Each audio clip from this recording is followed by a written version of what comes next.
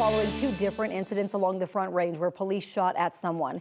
In Longmont, police say they shot a domestic violence suspect. This happened just before 2 Wednesday afternoon near the corner of Mountain View and Main. Police say the man had a large knife. They told him to drop it and he ignored them. They say they tried a less lethal option before at least one officer shot at the man. Police say the man was taken to the hospital. His injuries were not serious. No one else was hurt. Before that shooting, Lakewood police say they shot and killed a man after he carjacked a woman. Police say the man was threatening people with a gun at the Walmart on Wadsworth Boulevard. About a block away, he stole a woman's minivan. Police started chasing him before he crashed that stolen minivan at 6th and Garrison. Police say the man got out of the car and pointed a gun at officers. 6 officers shot at the man, killing him. No one else was hurt.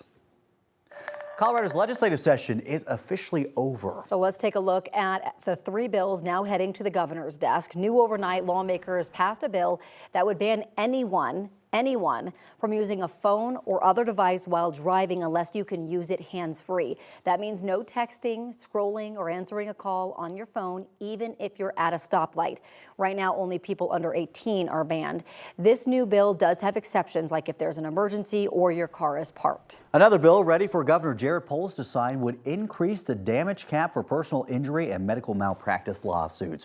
It would go up to $2.1 million. The bill also adds increases to the award caps to account for inflation, and for the first time, it would allow damage claims to be filed by siblings and other financial beneficiaries, in addition to spouses and parents. Colorado's damage cap was originally put in place back in the 1980s to help protect businesses and insurance companies. One more bill we've been talking a lot about increases transparency in ticket prices here in Colorado for sporting and live music events. It would eliminate extra fees, so the price you see would be the price you pay.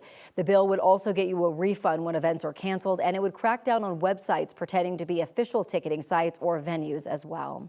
Tomorrow on 9 News Mornings, our political analysts Alton Dillard and Kelly Maher will join us live in studio to go over some of the big takeaways from this legislative session and what lawmakers might focus on next. Speaking of ticket scams, this morning a former Fort Carson soldier is facing criminal charges for scamming more than 60 women out of thousands of dollars. Court documents say for the last 2 years, former soldier Gavin Popes has convinced women to send him money for activities like a weekend trip to Breckenridge or a concert. Victims say that he would always cancel and then ignore their request for refund. The scams were reported to Fort Carson, and on April 26th, a military judge sentenced Popes to 9 months of confinement and a bad conduct discharge. But a week later, El Paso County Sheriff's deputies arrested him. They say he continued to scam women up until the day the military sentenced him, using the money for sports betting and porn.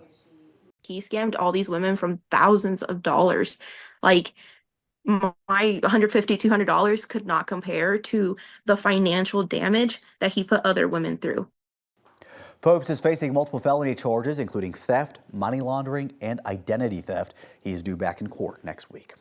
It's 6:06 right now. President Biden says the U.S. will not supply Israel with certain weapons if it invades Rafah. That would be another shift in the U.S. policy toward the war so far. We already told you the U.S. paused a shipment of ammunition to Israel last week.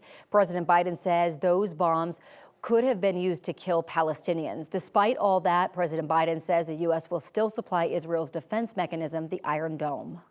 New overnight, the United Nations says almost 79,000 people have fled Rafah since Monday, when Israel told people to get out. In total, more than 1 million people have been sheltering in Rafah. The UN says people still there are scared about more possible offensives today. And when Israel sent out evacuation orders, they told people to go to a humanitarian area called Al-Masai, closer to the coast. Pro-Palestinian protests are still going strong at college campuses across the U.S.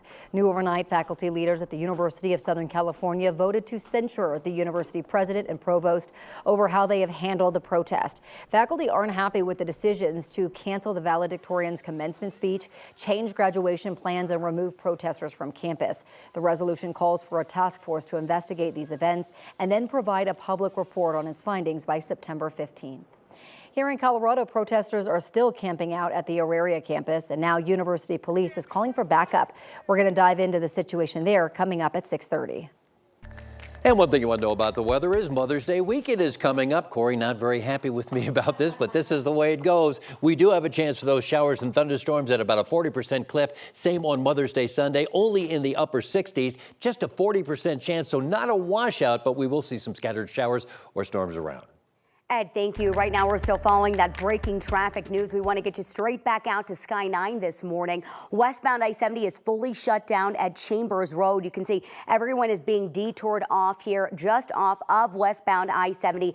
Cones blocking the interstate. There's several police officers out here, and everyone is being detoured off this hour. So moments ago, when Sky 9 was trying to zoom in, we know, and we've been getting reports, this semi-truck was involved. Then we've got a very mangled vehicle right by this cop car right here. So still don't have any further details about how exactly this crash happened on westbound I-70, but what you need to know, the big takeaway, is it's shut down at Chambers Road this morning. So traveling from Aurora, I know a lot of people take westbound I-70. It certainly is the main thoroughfare. You're not going to be able to do that. Colfax is going to be a good workaround option for you this morning. Of course, this is causing massive congestion already. We'll, of course, bring you any more details about the scene as soon as we learn it.